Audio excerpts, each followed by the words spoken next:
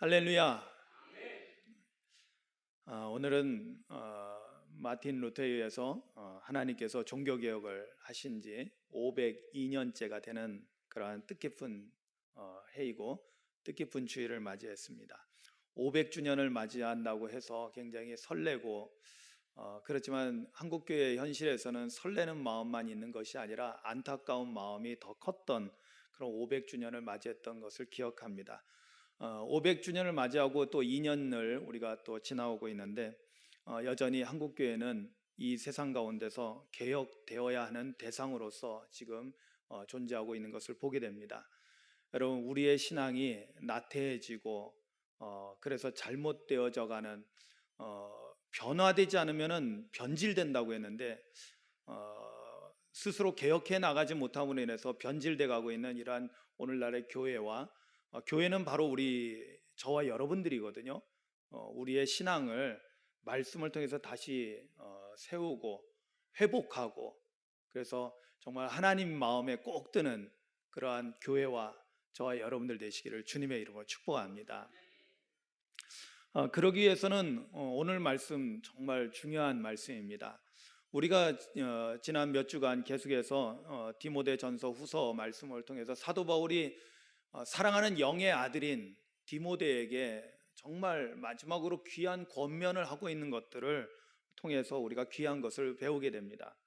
우리 그리스도인은 복음을 전하는 사명이 우리에게 주어져 있고 이 오늘날 그리스도인의 사명이 뭐냐라고 하면은 뭐 이것도 저것도 아닌 오직 하나, 복음을 전하는 데 있다라는 것을 우리는 너무나 잘 알고 있습니다.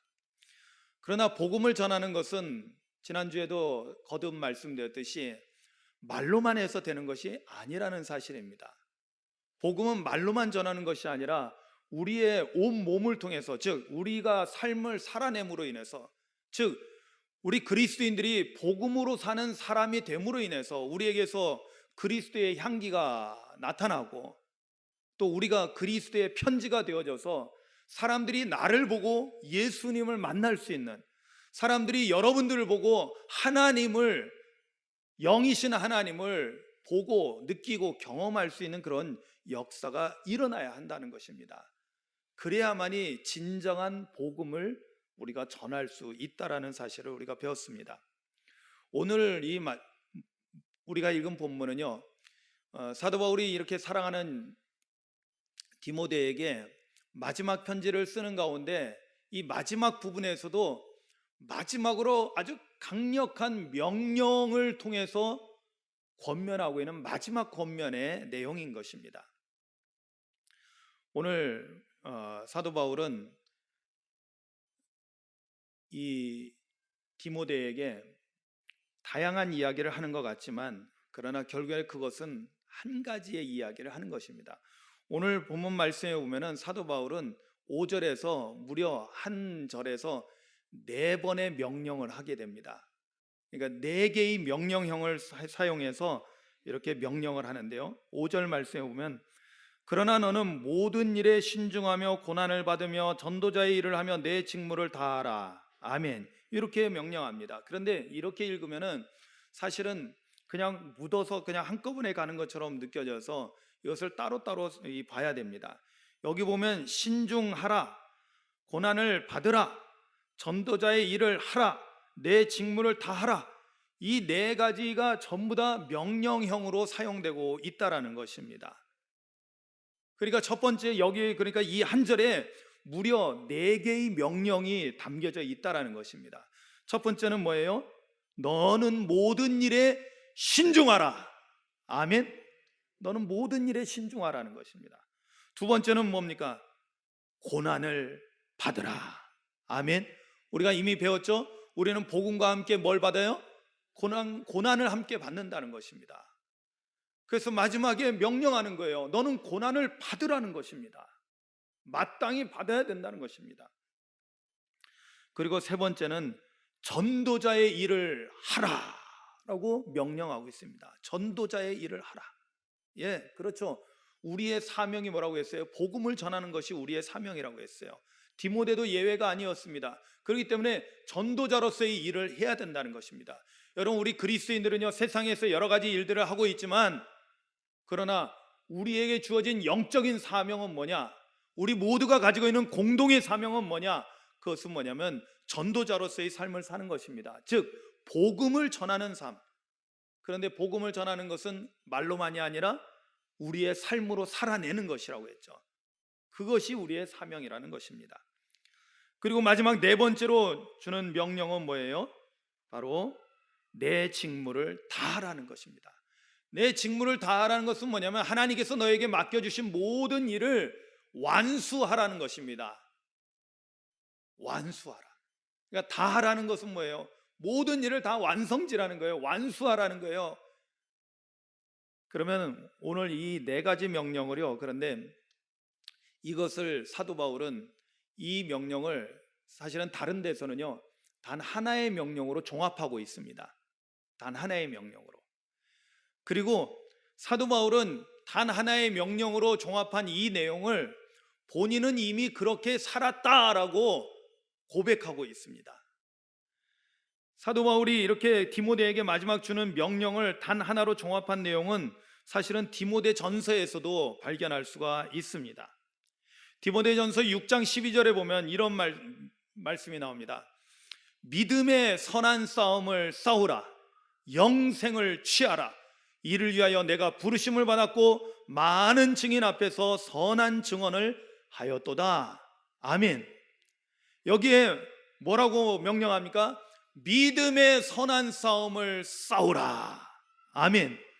오늘 5절에 4장, 오늘 본문 4장 5절에 나오는 네 가지 명령을 하나의 명령으로 종합하면 뭐가 된다고요?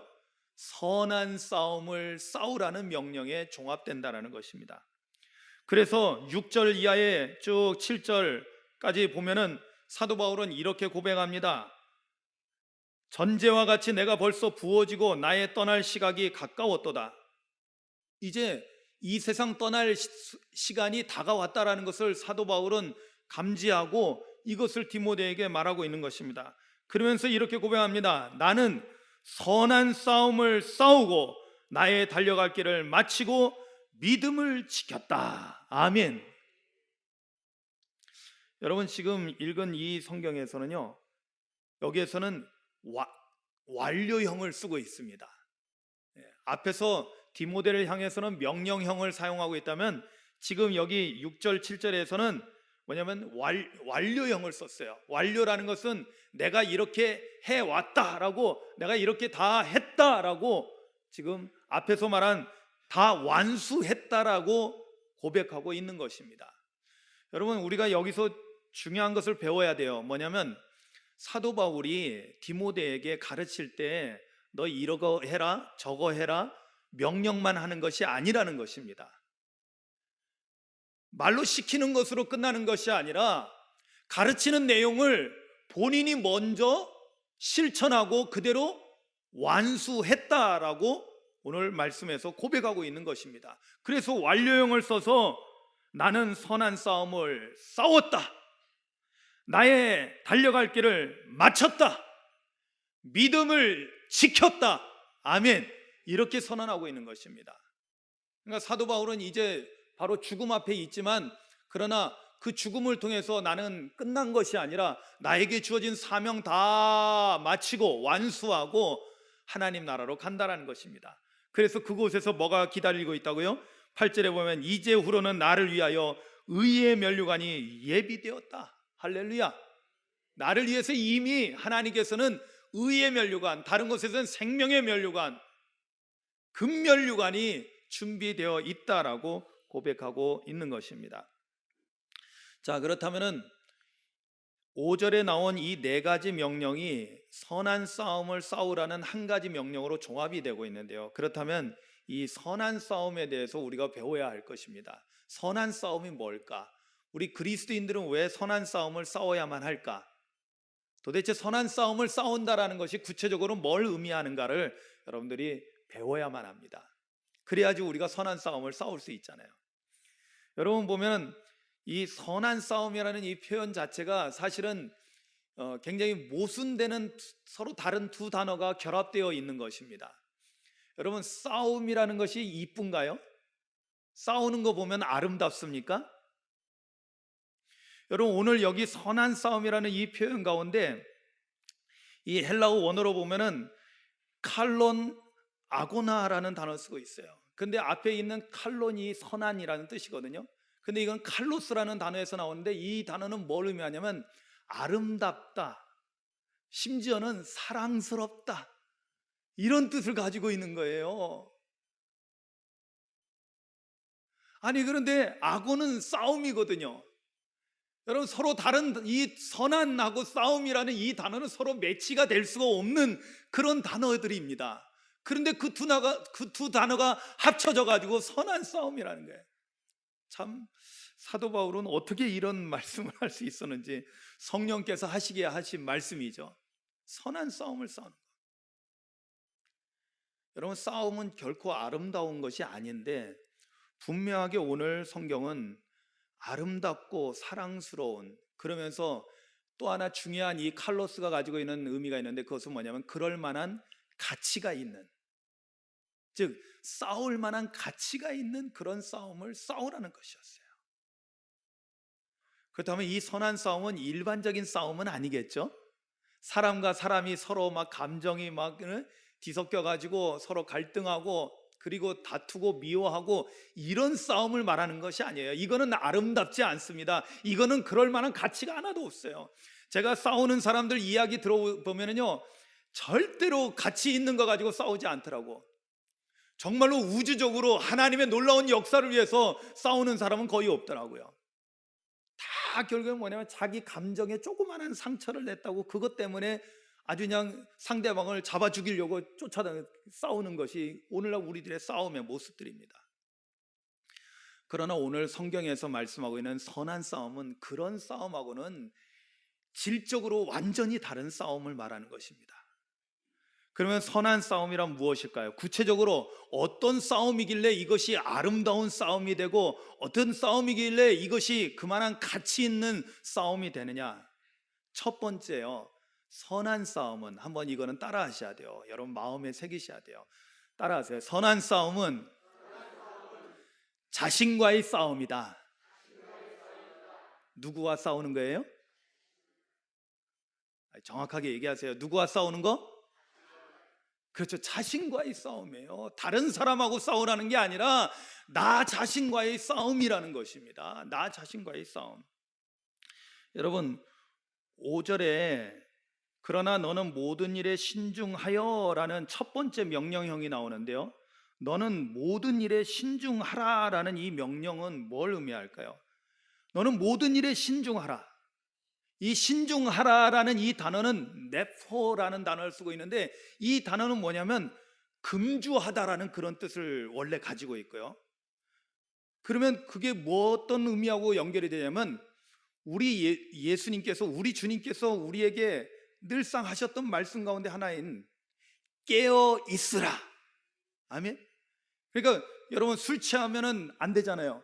깨어 있으라는 거예요. 그러니까 술 취하지 말라는 거하고 같은 맥락에 있는 거예요. 깨어 있으라는 거예요. 근데 이거는 육체적으로 말하는 것이 아니라 영적인 거죠. 영적으로 깨어 있으라는 거예요. 왜? 깨어 있어서 뭐 하라는 거예요? 우리의 마음을 악한 사단에게 뺏기지 않도록 우리의 마음을 지키라는 거예요. 아멘. 그래서 여러분 보세요. 마태복음 26장 41절에 예수님께서 제자들에게 겟세마네 기도하실 때 말씀하셨잖아요. 시험에 들지 않게 깨어 기도하라. 마음에는 원이로되 육신이 약하도다. 아멘. 여러분, 우리 마음을 지킨다는 게 얼마나 소중한 일인지요. 잠언서에 보면은 거기에 대해서 아주 좋은 말씀을 우리에게 주고 있어요. 영적 전쟁에서 사실 가장 힘들고 그러면서도 가장 의미가 있고 가장 가치가 있는 싸움이 있는데, 그것은 뭐냐면 마음을 지키는 싸움입니다. 잠언 4장 23절에 보면 이런 말씀이 나오죠. 모든 지킬 만한 것 중에 더욱 내 마음을 지키라.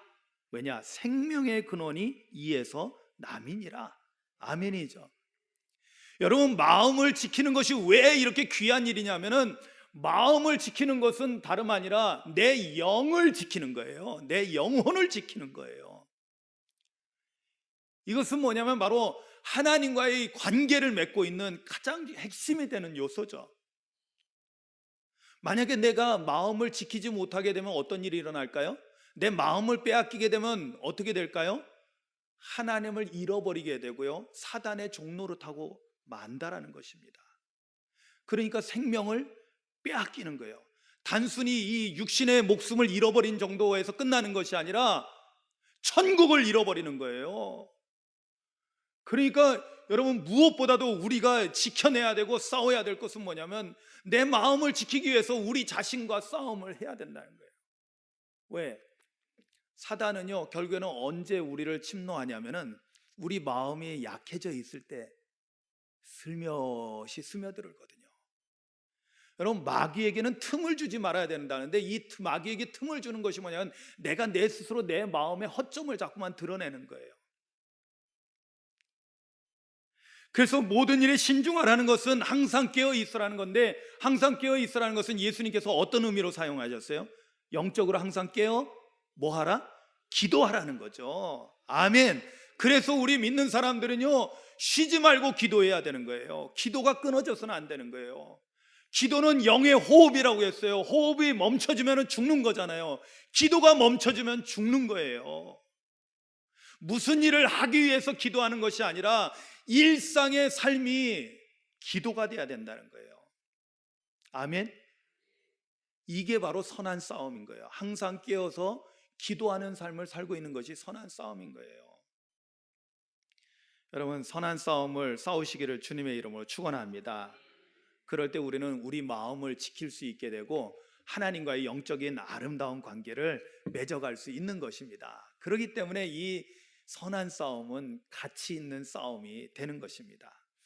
이 싸움은 우리 내면에서 일어나는 싸움입니다. 이 내면에서 일어나는 싸움. 그러면 내면에서 일어나는 싸움이 있다면 우리 외면에서 일어나는 싸움도 있겠죠. 그래서 첫 번째 선한 싸움은 자신과의 싸움이라면, 두 번째 오늘 말씀을 통해서 우리가 깨닫게 되는 것은, 두 번째로 우리가 선한 싸움은 뭐냐면 따라하시기 바랍니다. 선한 싸움은 고난과의 싸움이다. 아멘. 두 번째로 선한 싸움은 뭐하고의 싸움이라고요? 고난과의 싸움이라는 거예요. 근데 이 고난과의 싸움이라고 하면 약간 고민을 해야 돼요. 왜 우리가 고난하고 싸워야 되지? 그것은 우리가 이것을 풀어주면, 영적으로 풀어보면 압니다. 그것은 뭐냐면, 왜 우리가 믿는 사람들이 복음을 전하다가 예수 믿는다는 것 때문에 왜 고난을 받아야 될까요? 무엇 때문에 그럴까요? 그것은 뭐냐면 다름 아니라 사단이 지배하고 있는 이 세상이 우리를 박해하고 우리에게 환난을 가져다 주는 거예요. 여러분, 초대교회 성도들의 모습을 보십시오. 그들은 예수 믿는다는 것 때문에 로마 군인들에 의해서 붙잡혀가고, 그리고 매를 맞기도 하고, 고문을 당하고, 그리고는 죽임을 당하는 그런 일들을 경험해야 됐어요. 결국에는 그 시대에는 뭐예요? 온 세상이 예수 믿는 사람들에게 고난을 가져다 주는 그런 상황이었습니다. 왜 그럴까요? 이 세상을 지금 어떤 세력들이 지금 쥐고 움직이고 있어요? 사단의 세력이 쥐고 움직이고 있는 거예요. 죄악 가운데, 여러분 이걸 잘 아셔야 돼요. 영적으로 우리가 이전에 죄의 종로로 됐다라는 이 표현에는 죄의 종은 누구의 종이라는 거예요? 좀 더 구체적으로는 죄의 종은 하나님의 종이 아니에요. 죄의 종은 사단의 노예가 된 것을 의미합니다. 우리 예수님께서 십자가에서 죽으심으로 인해서, 우리를 위해서 대속제물로 죽으심으로 인해서 우리가 죄에서 해방되었잖아요. 할렐루야. 그것은 누구로부터 해방된 거예요? 사단으로부터 우리가 해방된 거예요. 그리고 우리는 누구의 백성이 됩니까? 하나님의 백성이 된 거예요. 하나님의 자녀가 되는 거예요. 그렇기 때문에 선한 싸움은 두 번째로 뭐냐면 고난과의 싸움이라고 했는데, 이걸 다시 바꿔서 얘기해야 돼요. 뭐냐면 따라하시기 바랍니다. 선한 싸움은 세상과의 싸움이다. 아멘. 이것은 나의 외부에 있는 모든 것들과 우리는 영적인 싸움을 싸워가는 것을 의미합니다. 첫 번째, 내면에서 내 자신과의 싸움을 해서 내 마음을 지키고, 그래서 내 믿음을 지키는 것, 이것이 중요하고요. 그 다음에는 외부로부터 오는 나의 모든 여러 가지 힘들고 어렵게 하는 것들, 내가 신앙생활하지 않으면은 그냥 편하게 넘어갈 것들이 걸리고 계속 문제가 되는 이러한 요소들이 우리에게 있는데, 이런 것들을 우리가 싸워서 이겨내가는 거예요. 고난을 참고 견디고 이겨나가는 것, 이것이 바로 외부와의 싸움에서, 외면에서의 싸움에서 승리하는 길이라는 거예요. 그런데 여러분, 우리가 세상과 싸우면은 이길 수 있을까요? 그냥 싸우면은, 그냥 나 혼자서는요 절대로 세상과 싸움에서 이건 싸움 자체가 될 수가 없습니다. 절대 이길 수가 없어요. 근데 성경은 또 놀랍게도 선한 싸움을 싸우라 하고, 그러면서 우리가 승리할 수 있는 놀라운 영적 비결을 우리에게 알려주고 있습니다. 그래서 성경을 배우는 게 필요한 거예요. 여러분, 요한일서 5장 4절에 보면요, 여기에 승리에 대한 놀라운 말씀이 나옵니다. 요한일서 5장 4절 말씀에 보면은, 무릇 하나님께로부터 난 자마다 세상을 이기느니라. 아멘. 그러면서 세상을 이기는 승리는 이것이니 우리의 믿음이니라. 아멘. 자, 그럼 이 말씀을 잘 분석해 보세요. 앞에서는 하나님께로부터 난 자마다 세상을 이긴다고 했어요. 그리고 세상을 이기는 승리는 우리의 믿음이라고 했어요. 자, 그러면 이때 이 믿음하고 하나님께로부터 난 자하고 서로 밀접한 관계가 있다는 것을 우리가 알아야 돼요. 그건 뭐냐면, 여러분, 우리가 믿음도요 종류가 여러 가지 있습니다. 믿음도 종류가 여러 가지 있어요. 그리고 믿음의 정도는 정말로 하늘과 땅 차이예요. 어떤 사람은 정말 흔들리지 않는 견고한 믿음을 가지고 있는 반면에, 어떤 사람은 그냥 툭툭 지나가면서 누가 건들기만 하면 그냥 자빠지는 믿음이 있어요. 여러분, 교회 안에서 심심찮게 나는 시험 들었어 하고는 교회 안 나오려고 하는 그런 무리가 있어요. 그거는 다른 데서 있는 것이 아니라, 그 사람이 뭐가 잘못된 것이 아니라 믿음이 잘못된 거예요. 믿음이 너무 연약한 거예요. 여러분, 사실 처음 예수 믿으면은 믿음이 연약할 수밖에 없어요. 그런데 우리의 연약한 믿음이 아주 괄목할 만하게 강건해지는 놀라운 역사가 일어나거든요. 여러분, 제가 늘 말씀드리지만 초대교회 당시에 수많은 그리스도인들이 순교를 당했는데요, 위대한 인물들도 있어요. 예수님의 12제자 같은 경우, 사도들 같은 경우는 위대한 믿음의 사람이죠. 그들은 순교당해도 그럴 만한 믿음을 가지고 있으니까 그렇거니 하겠지만은, 우리는 그거는 알려져 있는 거고, 알려져 있지 않은 수많은 성도들이 있었단 말이죠. 수많은 그리스도인들이 있었어요. 우리가 영화를 통해서도 그 장면들을 보게 되잖아요. 그거는 실제 역사입니다. 얼마나 많은 사람들이 죽임을 당했습니까? 그런데 대부분의 사람들은 우리랑 별 다를 게 없는 일반 서민들이었어요. 일반 백성들이었어요. 그런데 그들이 어떻게 그렇게 순교할 만한 믿음을 가지고 있었을까요? 여러분, 죽지 않는 방법은 되게 쉬웠다니까요. 너무 쉬웠어요. 정말 이래도 되나 할 정도로. 그건 뭐냐, 나 예수 안 믿어요 하면 그냥 살려줬거든. 예수님을 부인하기만 하면 살려줬거든요. 그런데 그걸 안 하고 죽임을 당했다니까요. 도대체 무슨 믿음이었을까요? 그들은 죽음도 두려워하지 않는 아주 강건한 믿음을 가지고 있었는데요, 그 믿음은 어떻게 생겨나는 줄 아세요? 바로 그것이 바로 앞부분에 나온 거, 하나님께로부터 난 자. 이 하나님께로부터 난 자라는 이 뜻이 뭘까요? 어떻게 해야지 우리가 하나님으로부터 난 자가 되죠? 요한복음 3장 3절 이하에 보면 예수님께서 말씀하시잖아요. 성령으로 거듭나야 되는 것을. 아멘. 성령으로 거듭난 자. 여러분, 성령으로 거듭날 때 우리에게 어떤 일이 일어날까요? 왜 제가 여러분들에게 늘 성령 받아야 됩니다, 성령 충만해야 됩니다, 왜 이걸 늘 강조를 할까요? 여러분, 성령을 받는다는 게 얼마나 귀한 것인지 아시죠? 사도행전 1장 8절 말씀도 제가 여러분들에게 자주 말씀드린 건데, 오직 성령이 너희에게 임하시면 뭘 받아요? 너희가 권능을 받고, 아멘, 이 권능이라는 것은 뭐냐면 하나님의 능력을 말합니다. 하나님의 파워, 하나님의 힘을 말하는 거예요. 성령 받는 일이 왜 대단하느냐?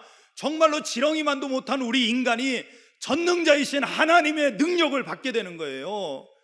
여러분, 이걸 마다하는 사람은 정말 바보 천치입니다. 다른 게 바보 아니에요. 교회 다니면서 성령 못 받는 사람이 바보인 거예요. 여러분, 성령을 받으시면은 어떤 일이 일어나느냐? 하나님의 능력이 임하게 되고요, 하나님께서 우리에게 힘을 공급해 주시는데 그 힘으로 말미암아 우리의 믿음이 완전한 믿음으로 강건하게 서게 되는 거예요. 할렐루야. 그러니까 우리의 연약한 믿음이 성령의 도우심을 통해서 능력 있는 믿음이 된다는 것입니다. 그럴 때 우리는 어떤 일이 일어나요? 세상과의 싸움에서 승리하게 되는 거예요. 할렐루야. 그러면은 이렇게 사도 바울이 디모데에게 너는 선한 싸움을 싸우라고 명령하고, 참 사도 바울은 말만 하는 게 아니라 자기 자신도 그렇게 선한 싸움을 싸웠다라고 이렇게 고백하면서, 선한 싸움은 크게 두 가지로, 하나는 내면에서의 싸움, 하나는 외면에서의 싸움인데, 바로 우리 마음을 지키는 것과 항상 영적으로 깨어 기도하는 것과, 그리고 성령 충만해서 성령의 능력으로 믿음을 지키면서 세상과 싸워 나가는 것과, 이런 것들이 다 우리가 수행되고 있을 때, 그러면 우리 하나님께서는 뭐 하고 계실까요? 여러분, 17절 18절이 우리에게 주는 귀한 하나님의 약속의 말씀입니다. 여러분, 17절 18절 보니까 이렇게 말씀합니다. 주께서 내 곁에 서서 나에게 힘을 주심은 나로 말미암아 선포된 말씀이 온전히 전파되어 모든 이방인이 듣기에 하려 하심이니 내가 사자의 입에서 건짐을 받았느니라. 18절, 주께서 나를 모든 악한 일에서 건져내시고 또 그의 천국에 들어가도록 구원하시리니 그에게 영광이 세세 무궁토록 있을지어다. 아멘. 여러분, 우리가 주님 명령대로 선한 싸움을 싸울 때요, 하나님은 가만히 뒷짐지고 잘하나 보자 이렇게 지켜보시지 않는다는 거예요. 우리가 선한 싸움을 싸울 때 우리 하나님께서는, 전능자이신 하나님께서는 우리 옆에 우리와 함께 계신다는 거예요. 할렐루야. 그래서 우리에게 힘을 공급해 주신다는 거예요. 성령을 통해서 하나님의 능력을 날마다 더해 주셔서 우리로 하여금 강건하게 하시고 모든 고난을, 심지어 세상과의 싸움에서도 승리할 수 있게 해주시는 거예요. 그리고 모든 악한 일에서 건져내 주시고 천국에 들어가게 해주신다는 겁니다. 여러분, 얼마나 좋습니까? 선한 싸움을 싸우십시오. 선한 싸움을 두려워하지 마시기 바랍니다. 선한 싸움을 싸우는 것이 우리 그리스도인들의 본분이고, 우리가 선한 싸움을 싸울 때 우리 주님께서는 우리와 함께 하시고 우리에게 날마다 새 힘을 공급해 주시고 우리를 모든 환난에서 건져 주시고 우리로 하여금 영광스러운 하나님 나라 천국에 들어가게 하신다는 것을 여러분들 믿으시고 믿음으로 선한 싸움을 싸우는 저와 여러분들 되시기를 주님의 이름으로 축원합니다. 우리 함께 기도하시겠습니다.